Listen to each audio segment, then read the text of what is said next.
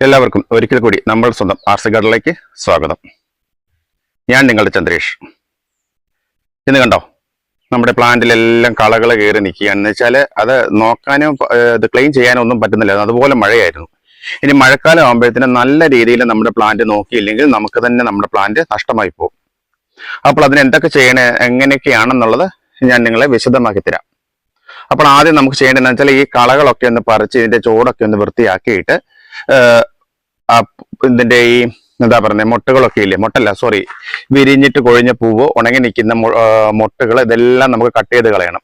പിന്നെ പഴുത്ത ഇലകളുണ്ടെങ്കിൽ അതെല്ലാം ക്ലീൻ ചെയ്ത് എല്ലാം കഴിഞ്ഞിട്ട് ബാക്കി ഞാൻ കാണിച്ചു തരാം അടുത്ത പരിപാടി എന്താണെന്ന്.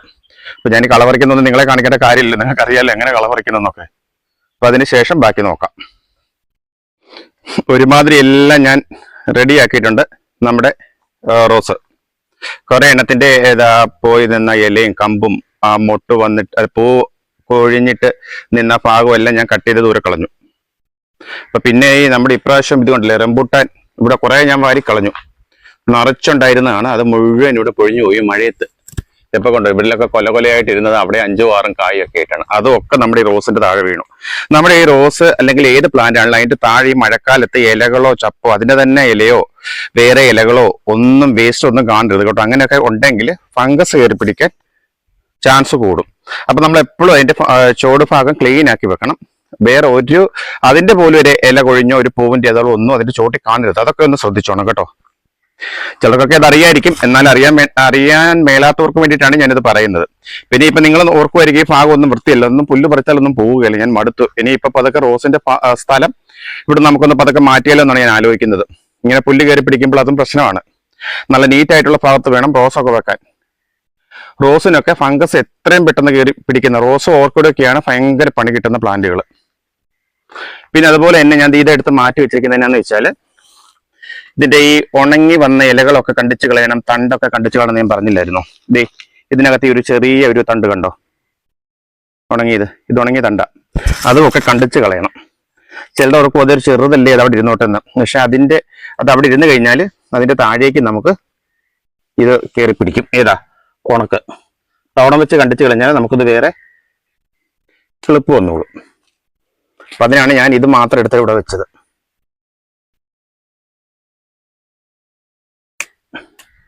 ആ ഭാഗം കണ്ട് ചൂരോട്ട് കളഞ്ഞു. പിന്നെ ഇതുപോലെ ചെറിയ ഒരു ഇലയ്ക്കുള്ള കരിവ് പോലും നമ്മൾ ഇതേ നിർത്തരുത്. ഇലയുടെ കരിവ് ഒരു പഴുക്കുന്ന കളർ വ്യത്യാസം എന്തെങ്കിലും കണ്ടാൽ ആ ഭാഗവും ഒക്കെ നമ്മൾ ക്ലീൻ ചെയ്ത് എപ്പോഴും നമ്മുടെ പ്ലാന്റും അതിൻ്റെ പോട്ടും ഒക്കെ നല്ല ക്ലീൻ ആയിരിക്കണം. ഇതിനകത്ത് കിടക്കുന്ന ഇതുപോലത്തെ ഇലകളുണ്ടോ, ഇതൊന്നും കാണരുത് ഇതിൻ്റെ ചുവട്ടിൽ. ഇതെല്ലാം ക്ലീൻ ആക്കിയിട്ട് നമ്മൾ വെക്കണം എപ്പോഴും ചെടി. വേനൽക്കാലത്താണെന്നും കുഴപ്പമില്ല, ഇലയൊക്കെ കിടന്നാൽ അതിനൊരു തണുപ്പാണ് വെള്ളം ഒഴിക്കുമ്പോഴത്തേക്ക്. പക്ഷെ മഴക്കാലത്ത് അത് കിടന്നു കഴിഞ്ഞാൽ നമുക്ക് ദൂഷ്യമാണ്. ഫംഗസ് അറ്റാക്ക് പെട്ടെന്ന് വരും നമ്മുടെ പ്ലാന്റിന്. അറിയാലോ മഴക്കാലത്ത് ഫംഗസ് വന്നു കഴിഞ്ഞാൽ, ഫംഗസ് എന്ന് പറയുമ്പോഴത്തേന് ഒത്തിരി പേർക്ക് അറിയില്ല. നിങ്ങൾക്കൊക്കെ ഒരു പ്രശ്നം ഉണ്ടാവുമല്ലോ, പ്ലാന്റ് ചീഞ്ഞു ചീഞ്ഞിട്ട് ഉണങ്ങിപ്പോകുന്നു. അതാണ് ഫംഗസ് ബാധ കേട്ടോ. ചിലരുടെ ഓർക്കും ഇത് ഫംഗസ് എന്ന് പറയുന്നത് എന്താണ്, ഒരു ഐഡിയ ഇല്ലല്ലോ ഒന്നും. ആ ഫംഗസ് വന്നിട്ടാണ്, ഒരു കുമിൾ രോഗമാണ് ഈ ഫംഗസ് എന്ന് പറയുന്നത്. അത് കയറി പിടിച്ച് നമ്മുടെ പ്ലാന്റിനെ പിടിച്ചു കഴിഞ്ഞാൽ പ്ലാന്റ് മൊത്തം ചീഞ്ഞു പോകും. അതിനാണ് നമ്മൾ അത്രയും ക്ലീൻ ആക്കി വെക്കണം എന്ന് പറയുന്നത്. അതുകൊണ്ട് അവിടെ നിന്ന് കാട്ടുവള്ളിയൊക്കെ ഇതേ കയറി പിടിച്ചു. നമ്മൾ കഷ്ടപ്പെട്ട് വളർത്തിക്കൊണ്ടിരുന്ന പ്ലാന്റ് നമുക്കൊന്ന് ശ്രദ്ധ തെറ്റിക്കഴിഞ്ഞാൽ അത് ഇതായി പോകും. പക്ഷെ ഇതുപോലെ ആർക്കും വേണ്ടാത്ത സാധനങ്ങൾ ഒരു മഴ പെയ്ത് കഴിഞ്ഞപ്പം അതൊക്കെ അങ്ങ് ആർത്ത് കയറി. ഇവിടൊക്കെ കരിഞ്ഞ ഭാഗങ്ങളുണ്ടോ, അതായത് മീൻസ് ഉണങ്ങിയ ഭാഗങ്ങളുണ്ടോ, അതൊക്കെ നമ്മൾ ശ്രദ്ധാപൂർവ്വം കട്ട് ചെയ്ത് ദൂരോട്ട് കളയുക. ഇതൊന്നും നമ്മുടെ പ്ലാന്റിൽ വെച്ചേക്കരുത്. അത് കളഞ്ഞു കഴിഞ്ഞാൽ നമുക്കതിൻ്റെ അവിടെ നിന്ന് വേറെ കിളിപ്പ് വരും. അത് വെച്ചോണ്ടിരുന്നാൽ പറ്റുന്ന എന്നാണെന്നറിയാവോ, നമ്മുടെ പ്ലാന്റിൻ്റെ അവിടെ നിന്ന് പിന്നെ ആ ഉണക്കിൻ്റെ താഴോട്ട് ഉണങ്ങി പ്ലാന്റ് മൊത്തം ചീത്തയായി പോകും. ഇതുകൊണ്ടോ ശ്രദ്ധിച്ച് നോക്കണം കേട്ടോ. നമ്മൾ നോക്കാതെ ഇരുന്ന് കഴിഞ്ഞാൽ എവിടെയെങ്കിലുമൊക്കെ കാണും. ഇതുപോലെ ഇല കണ്ടോ, ഒരു കറുത്ത ഡോട്ട്. ഒരു മഞ്ഞളിപ്പോ ഒരു കറുത്ത ഡോട്ടും ഒക്കെ ഉണ്ടോ? ആ ഇലയൊന്നും നമുക്ക് വേണ്ട കേട്ടോ. ആ ഇലയൊക്കെ നമുക്ക് പ്രശ്നക്കാരാണ്. അതിനെയൊക്കെ നമ്മൾ കട്ട് ചെയ്ത് കളഞ്ഞേക്കുക. കളഞ്ഞെന്നും പറഞ്ഞ് വിഷമിക്കേണ്ട, വേറെ വന്നോളും. ഇതൊക്കെ പ്രശ്നങ്ങളാകാൻ തുടങ്ങുന്നതിന്റെ ഭാഗമാണ് ഇല അങ്ങനെ ഒരു കറുത്ത കളറൊക്കെ വരുന്നത്. അപ്പൊ ഇങ്ങനെ നമ്മുടെ പ്ലാന്റ് മൊത്തം ഒന്ന് ക്ലീൻ ആക്കി എടുക്കുക. ഇനി നമ്മൾ അടുത്തതായിട്ട് ചെയ്യാൻ പോകുന്നത്, ഞാൻ സ്പ്രെയർ ഇവിടെ എടുത്ത് വെച്ചിട്ടുണ്ട്, ഒരു ബക്കറ്റും എടുത്ത് വെച്ചിട്ടുണ്ട്. ഇത് നമുക്ക് അത്യാവശ്യം ഇനിയും നമുക്ക് ഈ മഴക്കാലത്ത് നമുക്ക് ഒഴിച്ചുകൂടാൻ പറ്റാത്തൊരു സാധനമാണ് ഈ ഒരു സാഫ്. വളം കൊടുത്തില്ലേ പോലും നമ്മൾ ഇത് കൊടുക്കണം കേട്ടോ, അല്ലെങ്കിൽ നമ്മുടെ പ്ലാന്റ് അറിയാലോ ഫംഗസ് വന്നിട്ട് പണി കിട്ടും. ഒരു കുറച്ച് ഈ ഒരു കണക്കിൽ ഇട്ടൊക്കെ. ഇതിപ്പോ 14 ലിറ്റർ സ്പ്രെയർ ആണ് കേട്ടോ, അതുകൊണ്ടാണ് ഞാൻ ഇത്ര ഇട്ടത്.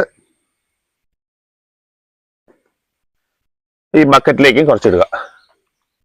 ഇതൊക്കെ ഒരു കണക്കിൽ, ഒരു ചെറിയൊരു കണക്ക്, ഇത്തിരി കൂടിപ്പോ ഉണ്ട, ഇത് മതി. ഇനി ഇത് രണ്ടിലും നിറച്ച് വെള്ളം ഒഴിക്കണം. വെള്ളം ഒഴിച്ച് ഡയലൂട്ട് ചെയ്തെടുക്കാം. അതിനുശേഷം അടുത്ത പണി എന്താന്ന് കാണിച്ചു തരാം. ഇതിപ്പോ ഏകദേശം നിങ്ങൾക്ക് മനസ്സിലായി കാണുമല്ലോ അടുത്ത പണി എന്താന്ന്. ഇത് നമ്മുടെ ഈ റോസിനല്ല കേട്ടോ, എല്ലാ പ്ലാന്റ്സിനും നമ്മൾ ഈ ഫംഗിസൈഡ് സാഫ് കൊടുത്തേ പറ്റുള്ളൂ. കൊടുത്തില്ലെങ്കിൽ ഫംഗസ് ബാധിച്ച് നമ്മുടെ പ്ലാന്റ് ഫുള്ള് നാശമായി പോകും. ഇനി അടുത്ത പരിപാടി എന്താണെന്ന് വെച്ചാൽ, നമ്മളിത് മൊത്തമായിട്ട് തണ്ടിലും വേരിലും ഒക്കെ പറ്റത്തക്ക രീതിയിൽ ഇങ്ങനെ സ്പ്രേ ചെയ്ത് കൊടുക്കുക. പ്ലാന്റ് ഫുള്ള് വീഴണം കേട്ടോ. ഇനി ഒരു മുട്ടൊക്കെ നിപ്പുണ്ടെങ്കിൽ മുട്ടയിലൊക്കെ വീണിട്ട് ഒരു കുഴപ്പമില്ല. ഏതായാലും നമ്മുടെ മഴവെള്ളം വീണാ മുട്ടൊക്കെ പോകും. എല്ലാത്തിനും ഇതിങ്ങനെ ഫുൾ അടിച്ചു കൊടുക്കുക. മഴക്കാലമായി കഴിഞ്ഞാൽ നമുക്ക് ഫംഗസ് വന്നിട്ട് ചീച്ചിൽ രോഗം വരും. ചീച്ചിൽ രോഗം ഫംഗസ് പിടിച്ചു കഴിഞ്ഞാൽ അറിയാമല്ലോ, പിന്നെ പ്ലാന്റ് നോക്കണ്ട, അത് മൊത്തം പോകും. അപ്പൊ അത് നമ്മൾ ആ മഴയൊന്ന് മാറി നിൽക്കുമ്പം ഒരു 10 മിനിറ്റ് എങ്കിലും നമുക്ക് ഈ വെയിൽ കിട്ടണം. അതായത് പ്ലാന്റില് ഈ സാഫ് ഒന്ന് നിൽക്കത്തക്ക രീതിയിലുള്ള സമയം മഴയൊന്ന് തോർന്ന് കിട്ടുമ്പം അടിച്ചു കൊടുക്കുക. ഒരു 10 മിനിറ്റ് എങ്കിലും ഇത് നിൽക്കണം കേട്ടോ നമ്മുടെ ഈ പ്ലാന്റില്. ഇപ്പൊ മഴയത് നമുക്കൊന്നും ചെയ്യാൻ പറ്റുകയില്ല.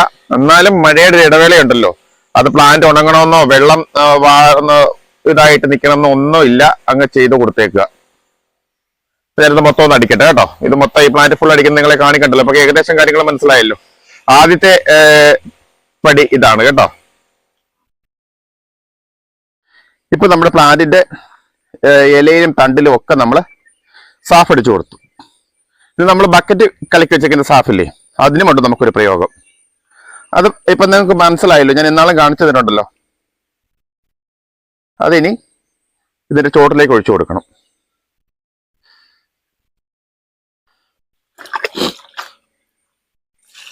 ഇതുപോലെ നമ്മൾ അതിന്റെ ചോട്ടിൽ ഒഴിച്ചു കൊടുക്കുക. ഇപ്പൊ ഇലയിലും തണ്ടിലും ചോട്ടിലും ഒക്കെ നമ്മൾ ഫംഗിസൈഡ് കൊടുത്തു.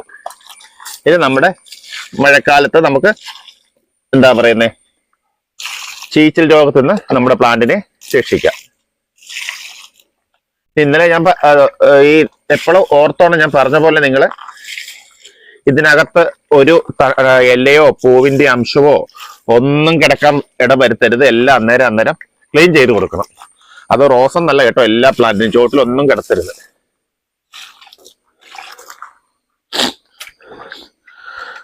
അപ്പോൾ ഈ ഒരു മെതേഡ് നിങ്ങൾ മസ്റ്റ് ആയിട്ട് ചെയ്തിരിക്കണം. ഇല്ലെന്നുണ്ടെങ്കിൽ നമ്മുടെ പ്ലാന്റ് നഷ്ടമായി പോകും. അതിനുശേഷമേ നമ്മൾ വളമൊക്കെ കൊടുക്കാവുള്ളൂ. ഈ മഴക്കാലത്ത് വളം കൊടുത്തില്ലെങ്കിലും അത്യാവശ്യമായിട്ട് ഫംഗിസൈഡ് കൊടുക്കുക. അത് കൊടുക്കാതിരിക്കരുത്. ഇത് കണ്ടോ, ഈ മഴ പെയ്തപ്പോഴത്തേന് ആ പുല്ല് ആർത്ത് കയറി വന്നിട്ട്, ഞാൻ പണ്ട് ചീര നട്ട് ഉള്ള ഭാഗമാണ് ഈ കിടക്കുന്നത്. 1-2 ചീര അവിടെ നിൽപ്പുണ്ട്, വിത്തിന് നിർത്തിയിരുന്ന. അതിന്റെ ഒക്കെ മുകളിൽ പുല്ല് വന്ന് കയറി അത് മൂടി. മഴക്കാലത്ത് നമുക്ക് വേണ്ട സാധനങ്ങളാണ് വളർച്ച കുറവ്, ആവശ്യമില്ലാത്തതൊക്കെ ആർത്ത് വളരും. അതാണ് ഏറ്റവും വലിയൊരു പ്രശ്നം. അപ്പോൾ ഇന്നത്തെ വീഡിയോ നിങ്ങൾക്കെല്ലാം ഉപകാരപ്രദമായി ഞാൻ വിശ്വസിക്കുന്നു. വീണ്ടും ഗുണകരമായ മറ്റൊരു വീഡിയോയിൽ കൂടി കണ്ടുമുട്ടാം എന്നുള്ള ശുഭാപ്തി വിശ്വാസത്തോടെ ഇന്നത്തെ ഈ വീഡിയോ ഞാനിവിടെ പൂർത്തിയാക്കുകയാണ്.